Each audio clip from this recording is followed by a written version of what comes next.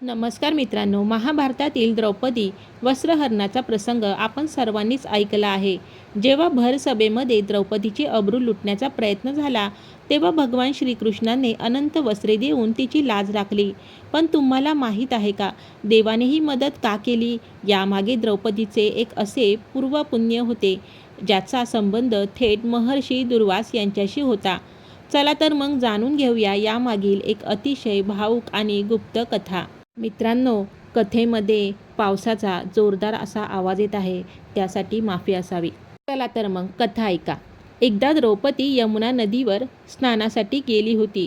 स्नान करत असतानाच तिची नजर काही अंतरावर स्नान करणाऱ्या महर्षी दुर्वास यांच्यावर पडली. महर्षीच्या अंगावर केवळ एकच लंगोटी होती आणि दुसरी बदलण्यासाठी त्यांनी ती नदीकाठावर ठेवली होती. पण अचानक वाऱ्याचा एक जोरदार झोत आला आणि ती दुसरी लंगोटी उडून नदीच्या पाण्यात लांब वाहून गेली. दुर्दैव असे की महर्षी दुर्वासांनी जी लंगोटी नेसली होती ती खूप जुनी असल्यामुळे त्याच वेळी अचानक फाटली. आता त्यांच्यासमोर आपले शरीर कसे झाकायचे हा मोठा पेच निर्माण झाला. हळूहळू सकाळचा प्रकाश पसरू लागला होता आणि नदीवर स्नान करणाऱ्या लोकांची गर्दीही वाढू लागली होती. महर्षींचा संकोच आणि अडचण अधिकच वाढली. अत्यंत रागीट स्वभावाचे म्हणून ओळखले जाणारे महर्षी दुर्वास आज स्वतः अतिशय हतबल झाले होते. अशा अवस्थेत लोकांसमोर कसे जायचे?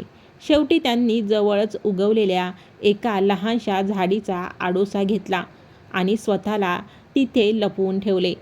रात्रीचा अंधार पडल्यावर आपण आपल्या आश्रमात जाऊ, असा त्यांनी विचार केला. मित्रांनो, द्रौपदीने हा संपूर्ण प्रसंग दूरवरून पाहिला होता. तिने महर्षी दुर्वासांची अडचण मनोमन ओळखली आणि त्यांना मदत करण्याचे ठरवले. द्रौपदीजवळ त्यावेळी दुसरी जादा साडी नव्हती, त्यामुळे तिने कसलाही विचार न करता आपल्या अंगावरच्या साडीचा अर्धा भाग फाडला आणि स्वतःचे शरीर कसेबसे झाकून घेतले. साडीचा तो फाडलेला अर्धा भाग घेऊन ती त्या झाडीजवळ पोहोचली, जिथे महर्षी लपले होते. द्रौपदी अत्यंत आदराने म्हणाली, पितृवर्य, मला तुमची अडचण समजली आहे. मी माझ्या साडीचा अर्धा भाग फाडून तुमच्यासाठी आणला आहे.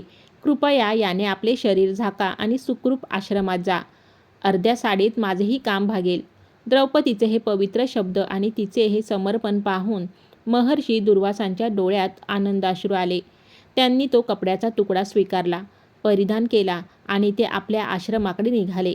जाता जाता त्यांनी मनोमन द्रौपदीला आशीर्वाद दिला की, हे माते, तुझी ही दया मी कधीच विसरणार नाही. जेव्हा जेव्हा तुझ्यावर संकट येईल तेव्हा भगवान सदैव तुझ्या लज्जेचे रक्षण करोत. काही काळ निघून गेला. पुढे महाभारतात पांडव द्यूतामध्ये द्रौपदीला हरले.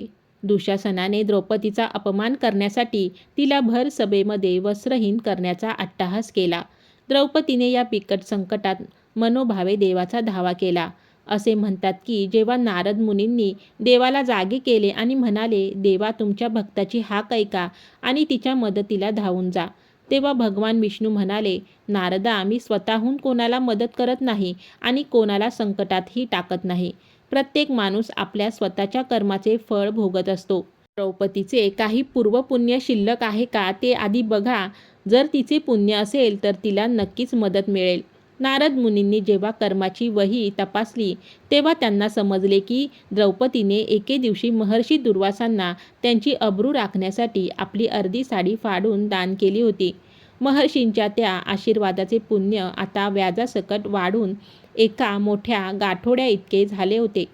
भगवान हसले आणि म्हणाले, आम्ही कोणाच्या पुण्याचे आणि संतांच्या आशीर्वादांचे फळ वेळेवर देण्यास नकार कसा देऊ शकतो? भगवान श्रीकृष्णाने वस्त्राचे ते विशाल गाठोडे घेऊन कौरवांच्या सभेच्या दिशेने धाव घेतली. तिथे दुःशासन द्रौपदीची साडी ओढत राहिला आणि देव वरून वस्त्राचा पुरवठा करत राहिले. ओढणारा दुःशासन शेवटी थकून खाली बसला, पण द्रौपदीचे वस्त्र संपले नाही.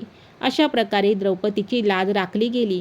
तिने महर्षींना दिलेल्या त्या अर्ध्या साडीच्या बदल्यात आज तिला हजारो वार कापड मिळाले होते. मित्रांनो, या कथेवरून आपल्याला एक मोठी शिकवण मिळते. जर माणसाने स्वतः कोणतेही सत्कर्म केले नसेल तर साक्षात विधाता किंवा देवही त्यांची मदत करू शकत नाही. द्रौपदीने महर्षी दुर्वासांची लज्जा राखली होती, म्हणूनच कठीण प्रसंगात देवाने तिची लज्जा राखली. आपण जे पेरतो तेच उगवते.